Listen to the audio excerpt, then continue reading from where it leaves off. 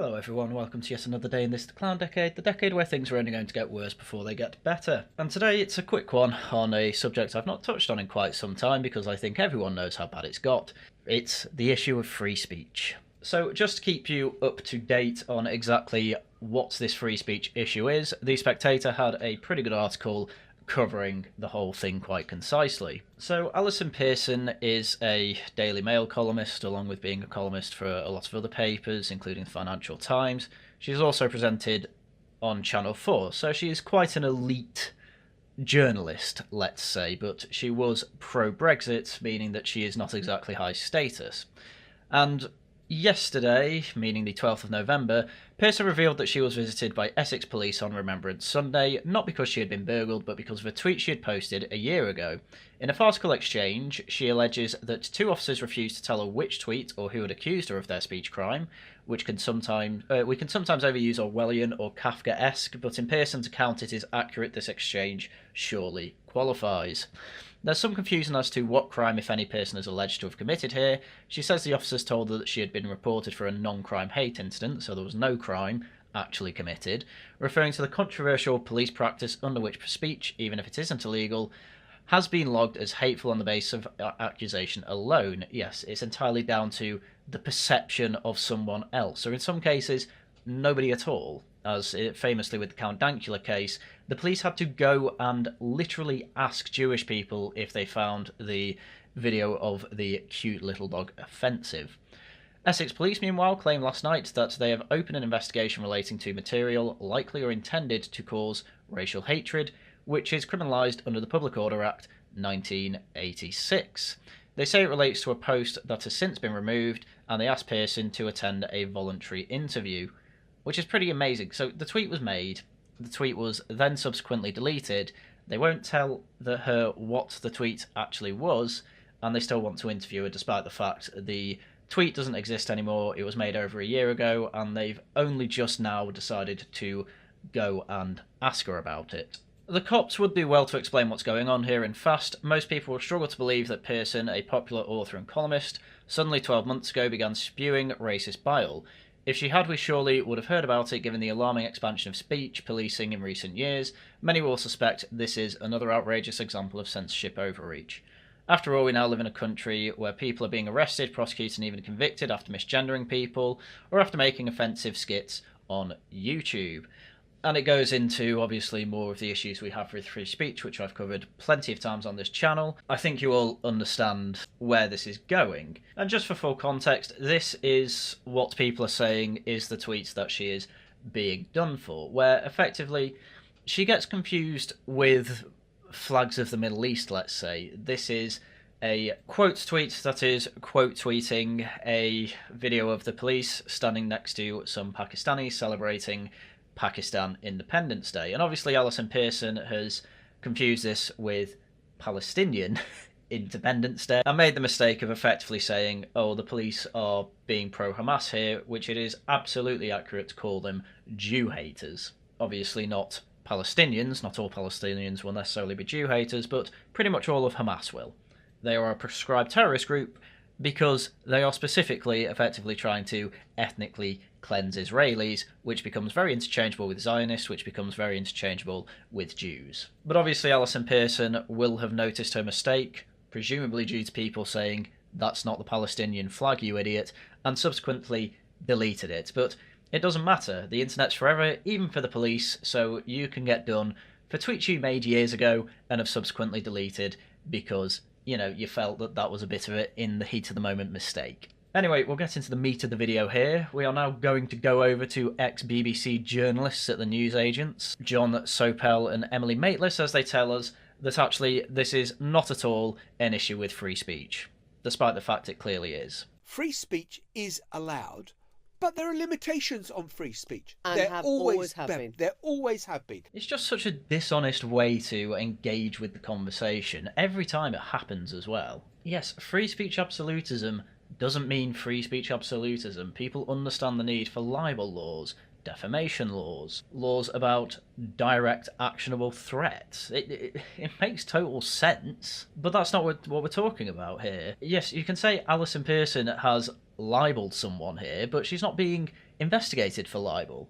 She's being investigated for making an offensive comment, which again, unless you can actually point to a person who is offended here, like, which could be the police themselves, they could have just said that, then she's absolutely right to complain about this as a free speech issue. I mean, even then, if someone's offended by speech, it's questionable if there needs to be police action on it. This all came out at the same time that there were stories of 9-year-olds being investigated for calling other students, well, the R word. I don't know if YouTube allows that word, but you know, the R word for calling someone else slow. Malicious Communications Act, as you said, Emily, a moment ago. If I wanted to say Emily Maitlis is an utter conwoman and she should be hung up, whatever, you would sue me for libel. Well, actually, that's not necessarily true, because if I actually believe that to be true, you can't be sued for libel. Literally, a defence for libel is, this is actually true. And, well, even then you have to prove actionable damages if it's a lie and there's no public interest to it. I don't think she's a conwoman, though. I just think she's an idiot. You are the publisher, the broadcaster of that view, and you cannot support it. And I know people will say to me, but look at America. It's underpinned by the First Amendment, the freedom of speech. America still has libel laws, so, you know, again, it's a misdirection anyway. There's nothing here that's being done for libel. Nothing about this is about libel. Why would you bring up the Malicious Communications Act and then bring up libel laws? They're two completely separate laws. There is still malicious falsehood in the United States. Admittedly, the bar is higher to bring a libel action in the US than it is in the UK. I don't necessarily think that's true. It's actually quite hard to win a libel case in the UK. You just need to prove that you believed what you said was true, and even if that fails, there are a number of ways out. I'm not an expert on US law by any stretch of the imagination, but when I looked into the libel laws of the UK, I found them actually extremely hard to actually get persecutions out of it. There have been libel cases that I've gone through where people don't even try and bother defending their comments on the grounds of truth. They try and defend it in public interest or things like that, which to me seems quite a high bar to actually get a libel case to actually get through to a conviction. Obviously it's happened in the past, but I've honestly been surprised at our libel laws. They're actually quite loose. But they also have limitations on what you say. I cannot walk into a crowded theatre and shout fire. This is an example that always comes up as well, and I never understand it, because as far as I understand, that is not illegal in America or the UK. Kind of at best it would come under a Public Order Act offence, but the thing with public order offence is that 90% of the time it's just used by police to move people from one place to another, and I imagine that's what would happen there. You know, the cinema would get security and just remove the person and say, we will call the police if you try and do that again. But you won't actually be prosecuted, you'll just be moved away from the cinema and told don't go back. But again, they need to completely abstract the argument away from, should Alison Pearson have been investigated by the police for a non-crime hate incident? Because again, the non-crime part is the linchpin here. She didn't actually commit a crime, so why are the police involved? Answer, because the College of Police added non-crime hate incidents in the 2010s, I think, and effectively it was just, here's more things for you to do so that it makes our numbers of things that we are doing look good. Because it is very easy to just knock on a door and say, hello, someone said you were offensive, and then you just put that in a tick box to say, look, police work has been done.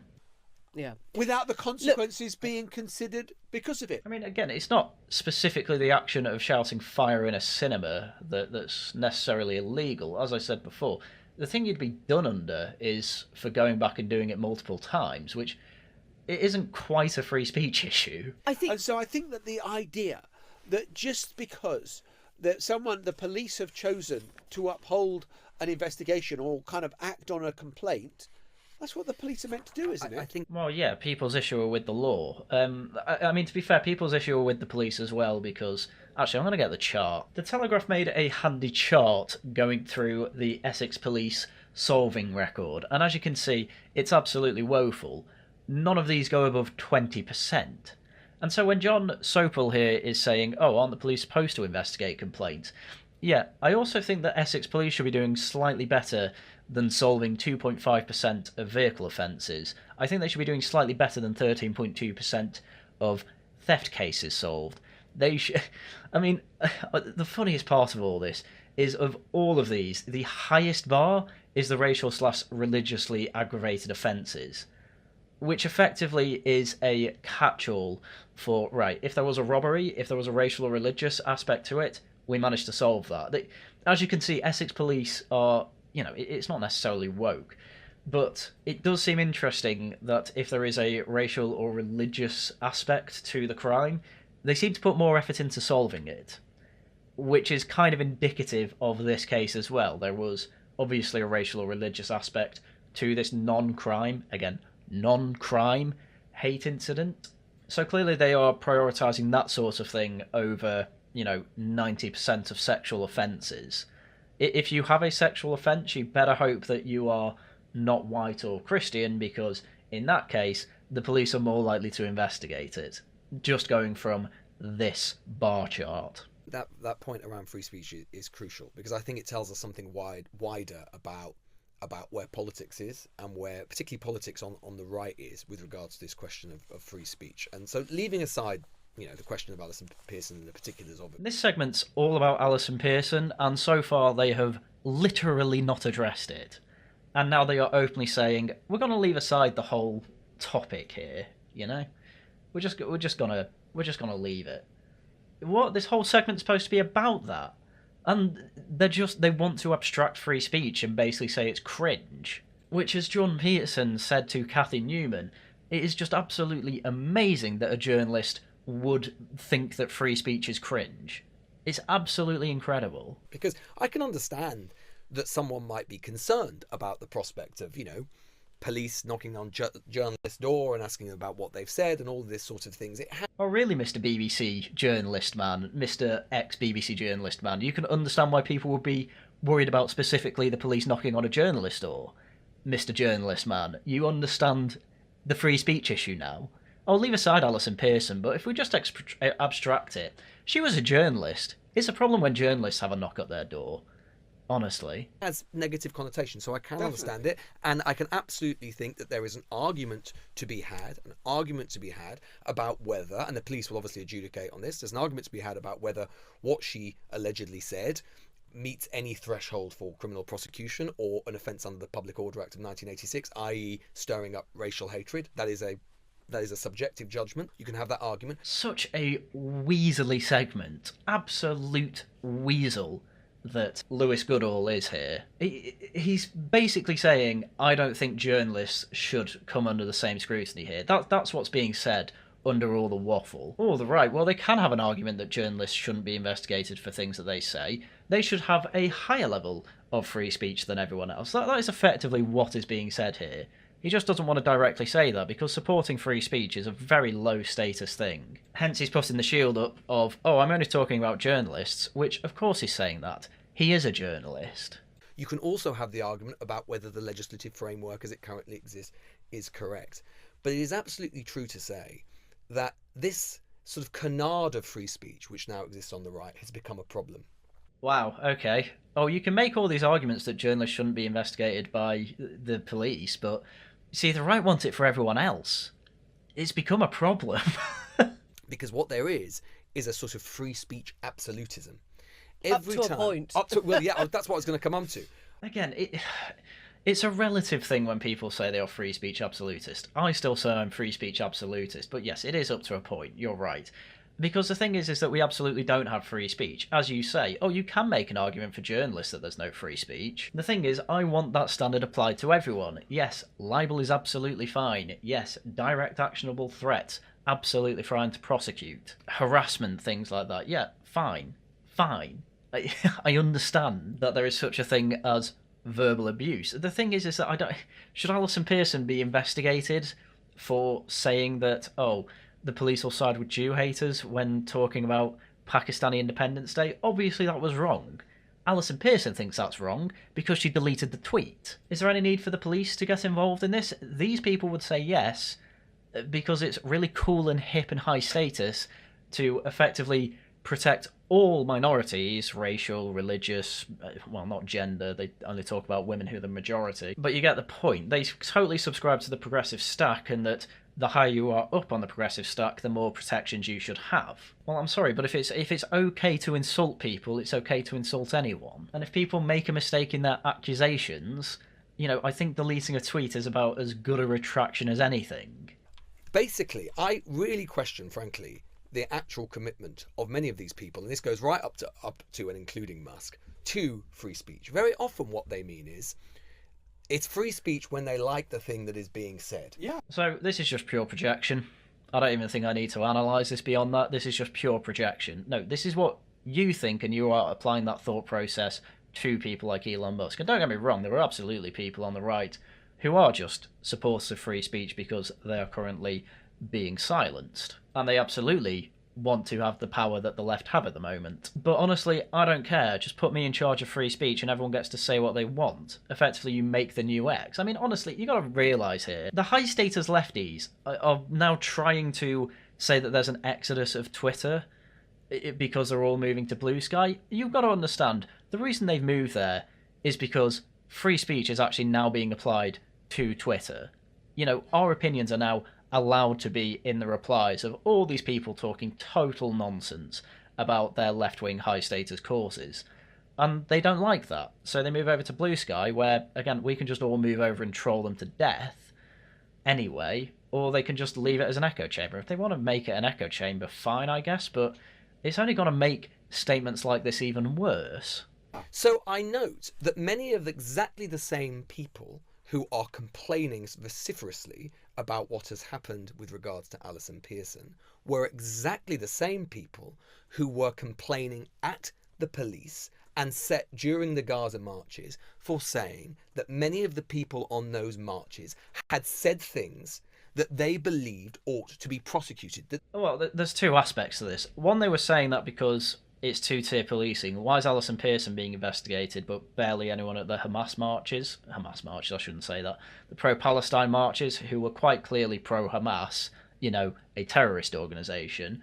And two, there was another aspect to this argument. There are plenty of Jewish people who say that they do not feel safe because they feel they are being threatened by some people at these marches, carrying certain banners. Some have swastikas on, for God's sake. There were flags saying jihad now or whatever, things along those lines.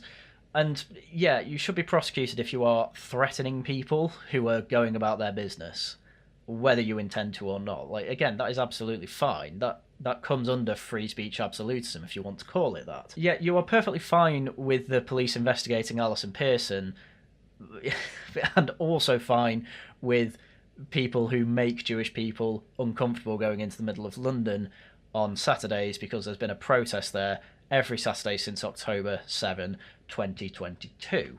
So again, you can try and call the other side hypocrites all you want, and there will absolutely be hypocrites there. But the fact of the matter is that this entire segment is you just showing your hypocrisy. They ought not to be allowed to say. Now, lads, which is it? Which is it? Because you can not only believe in free speech or free speech absolutism, as many of these people claim to do, when it is about the people that you dislike. You have to believe in free speech in every direction. This is very much reminding me of the atheist types that will then say to Christians, oh, didn't you know that Christ said, love thy neighbour as you love thyself, therefore, you can't put people in jail because you wouldn't like to go to jail, things like that. I'm sorry, I'm not going to listen to someone who has blatantly said they don't believe in free speech try and tell me I am not applying my own principles. Sure, there are hypocrites out there, but this entire segment was you basically on the hypocrisy train. And so if you're now trying to call other people hypocrite from that, it is an attack that obviously won't stick. Anyway, there was another clip that they put on Twitter, and it is just as moronic. Let's have a look. It is about creating a narrative, which is that this country doesn't have a police force that you can believe and doesn't adhere to something that feels like the liberties that we used to have. I mean, you literally cite the Public Order Act, which is an act that has been amended multiple times throughout the years to include things that are, yes, more restricting on our rights. To the point where when the Equality Act came in, they had to add racially aggravated public order offences into there, which make the sentencing worse if the public order offence included a racial, religious, whatever component. You also cite the Malicious Communications Act, which again, the 2003 Act, which again includes the line, if something is grossly offensive, you can get prosecuted for it. Obviously, I paraphrase there. And now you literally have journalists having a knock at their door for not even committing a crime, by the way, but being investigated for a non-crime hate incident. A hate incident because of a tweet that was deleted over a year ago. And you're here trying to say that this is just a persecution complex? Like, no, it's just persecution. You know, there's a reason that leftists don't get this treatment, and it's because effectively they don't even toe the line. Leftist journalists especially are the ones, they are part of the enforcers. You know, you've got to bear in mind, all of these people used to be in the BBC, and part of the reason they all will have left the BBC is so that they can just be full-on state propagandists like this.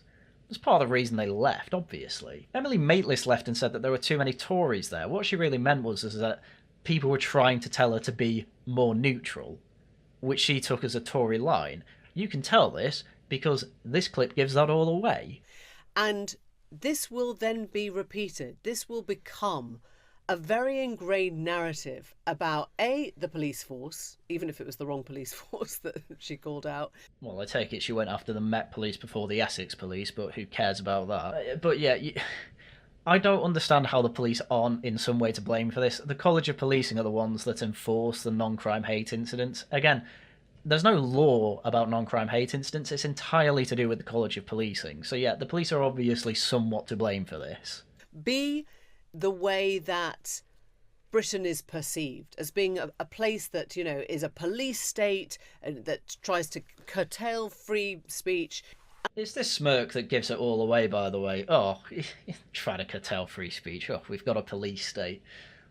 And again, in the segment before, which I assume was earlier in the show, you literally had Lewis Goodall saying, oh, maybe there is an argument that journalists shouldn't be investigated. Again, these people believe in free speech for themselves and no one else. They believe that because they're the journalist class, they should be above everyone else when it comes to these laws. Not necessarily libel laws, but these people are happy to just sit on this podcast and talk about absolute nonsense. You know, Emily Maitlis was effectively kicked off the Channel 4 election night show for a bit because she kept swearing. Because she has absolutely no care for the standards that she should have as a journalist. She doesn't care. She just wants to be a propagandist and lie through her teeth. And Joe Sopel, with this smirk, agrees. They should just be able to say what they want, which makes them feel good whether it's true or not. And anyone who effectively says, none of this is true, you're all crazy, well, you should have speech laws come down on you. Why? Oh, because you don't have the credentials that we do. You know, we're journalists, don't you know? Yeah, well, you're very good at misinforming rather than informing here, aren't you? And I think this then becomes the narrative. You know, it's a police state, or Boris Johnson's word, redolent of some of the worst actions of the Soviet Union. 1.7 million people in the Gulag probably have something to say about that, by the way. Yeah, well, you don't get 1.7 million in the Gulag overnight, do you? We already have people in prison for violating these brand new speech codes that have come over in the past 3 decades. Things that we didn't even know were illegal. Do you think someone like Count Dankula, okay, he didn't go to jail, but he did get prosecuted. Do you think he knew that making his dog put his paw up to Sieg Heil and saying, well, can't say the words because context doesn't matter apparently, but do bad things to the Jews? Do you think he knew about these laws that would get him arrested, put him through years in the court system, to basically end up with the state taking £800 off him, and he couldn't even protest the fine? They just took it out of his bank account. Do you not think that's kind of how the Soviets all started? People, it is a famous aspect of a totalitarian state that people just don't know that they are breaking laws. They make it all so complicated, they add so much waffle to it that they can basically get you for anything. But no, we're not at the end point of the Soviet Union yet, which took literally decades to get to, so we can't make any comparison to it. What a stupid thing to say. These are people that are happy to call Donald Trump a fascist, by the way. They are happy to call him a fascist. You know what? I think 6 million Jews would have something to say about that. Yeah, you know, I mean, there is such a thing as Godwin's law, isn't it? You know, you can't get very far in an argument without mentioning Hitler. The very fact that it's an open question with Trump as to whether he's a fascist or not, the very fact that we could be having that debate tells you everything. What they do is point back to 2016-20 and say, but he was president then and we didn't become a fascist state. Yeah, but we kind of know he would have liked to, or at the very least, like, he wouldn't be. And this didn't want to leave office when he lost. I mean, that's all you need to know. And it seems to me that people are trying to make sure that this is one of those moments that you can't get very far into investigating any kind of story without saying, oh, we're now living in a police state. We're now living in a sort of fascist or communist or Soviet state where nobody's allowed to do anything. Next thing I know, they'll be telling me I can't put up my Christmas tree. I mean, obviously, there's just plenty of examples of these people calling plenty of other people fascists. So if you're trying to say that Boris is invoking Godwin's law by saying speech suppression leads straight to talks about the Soviet Union, that's only because it's pertinent. I mean, another thing you could bring up is, oh, Boris Johnson didn't do anything about these laws when he was in power and must have known about them. So, yeah, but you're ignoring that because you actually like these laws. But I just find it so annoying when things like that are brought up and people instantly jump straight to, oh, well, you're just being hyperbolic now. When the reality of the situation is that, no, this was the thin end of the wedge for the Soviets, probably for the Nazis as well. Obviously, it could be the thin end of the wedge here. Let's stop it now, go back before we go too far. And you are, frankly, the handmaiden of bringing us into this terrible state because you are the people benefiting from it. You don't have to hear other people constantly correcting you and calling you dumb, and instead you can live in your ivory tower saying all this nonsense and get paid plentiful for it because there are plenty of centrist dads that are happy to listen to you because they're in the same high status situation. The next thing they'll be saying is there are asylum seekers in a hotel in let's burn the fucking place down, which is what someone did and got into trouble for. Well, yeah, during the riots that was direct actionable threat. That is pretty much a perfect example of exactly what John Stuart Mill was talking about. But I'm going to throw out a bit of a shot in the dark here and say I don't think anyone on this panel has read On Freedom by John Stuart Mill, which is kind of the Bible of what free speech should be. I mean, again, I have not seen anyone defend people actually directly threatening migrants, asylum seekers, burning the hotel down. I've seen no one, absolutely no one defend that. But these three can just make it up because their high status and making things up to suit the narrative is exactly what gives them their power. They're incentivized to lie. And you think, well, you know what? If you're inciting acts of murder... Was that just a tweet? It was just a tweet. It was just a little comment on Facebook or wherever it was. I mean, the thing with that one was that I'm pretty sure the case for that was that it was a friends-only visible tweet. And I think a total of about 10 people saw it. I think that was the issue there. The guy clearly was having an episode of letting out his emotions, let's say, which isn't an excuse to say that. No. Should he be punished for it? Yeah. Should he be in jail for it? I question that part. But then this is the problem. They'll jump straight to that guy, but they won't talk about the carer who live streamed masked men making racist comments on TikTok during the Staffordshire riots. The court heard that she wasn't even present during the violence. She just was live streaming these men effectively to almost be a citizen's journalist.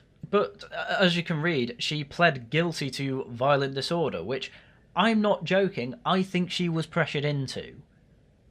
Her involvement is to upload the TikTok footage that was not encouraging anyone to join or extend the violence that had been seen earlier. That is what her defence lawyer said. She was literally just being, frankly, a citizen's journalist, and she's going to jail for 9 months because she was pressured into taking the guilty plead, because otherwise it could mean months in court and a lot of money that she probably didn't have. Again, they're never going to address this because this is obviously completely tyrannical nonsense.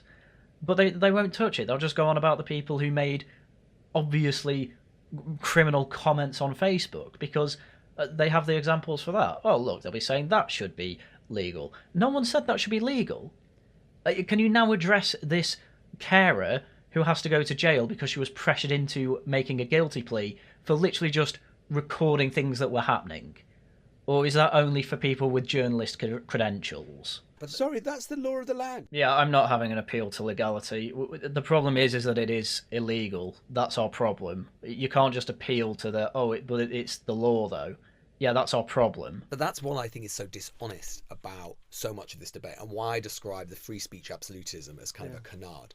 Because basically, the truth is, all these people can scream free speech as much as they like. I think you're right, Emily. I think there's a political reason for that. And the political reason is that many of these people are seeking to, and we've seen it with Pearson, in my view, many of these people are seeking to create a persecution complex. It's just nuts. Was it just political for the left when they were on the receiving end of not being able to have all the free speech they wanted? Of course, to some degree it was. Of course, to some degree this is political.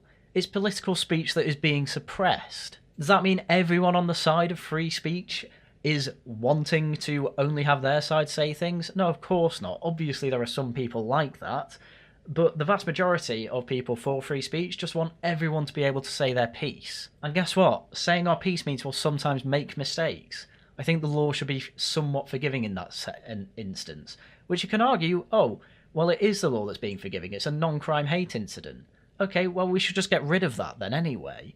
If it's not a crime, why does it turn up on your DBS or criminal background check? Let me just arch an eyebrow slightly to say that the champion of free speech in all of this is sort of threatening us with lawyers if we get any of this wrong. Oh, see what I mean? Oh, you know, these free speech absolutists. What about libel laws? We like libel laws. Oh, can we just make the point that Musk will threaten us with libel laws if we libel him? A total hypocrite. This is what I mean. All this has been about is journalists should have all the free speech in the world, and the plebs, the citizens journalists, whatever you want to call them, no, they should have absolutely none of our privileges. That's all it comes down to. And when it comes to Alison Pearson, they do not see them as one of her as one of them, because she's pro-Brexit and writes for the Guardian. She definitely doesn't write for the Guardian. Writes for the Daily Mail. That's all this comes down to. She said a low-status thing. She writes for low-status outlets. Therefore, she doesn't deserve our privileges either. It's pathetic. Anyway, I think that's everything I have for you for today. So, sorry there was no Antiquity stream last night. Things came up and it was impossible to do, I'm afraid. There will still be a newscast tonight, though, so do come along to that to the Worcester Club, and things will be back to normal next week. Saturday, there is Laughing at the Guardian, videos out as and when I can make them as usual. So, as I said, that's everything I have for you for today. Please do subscribe, become channel member. Super chats and super thanks are most welcome and do massively help the channel. And with that, that is everything I had for you for today. So once again, thank you very much for watching, and until next time, goodbye.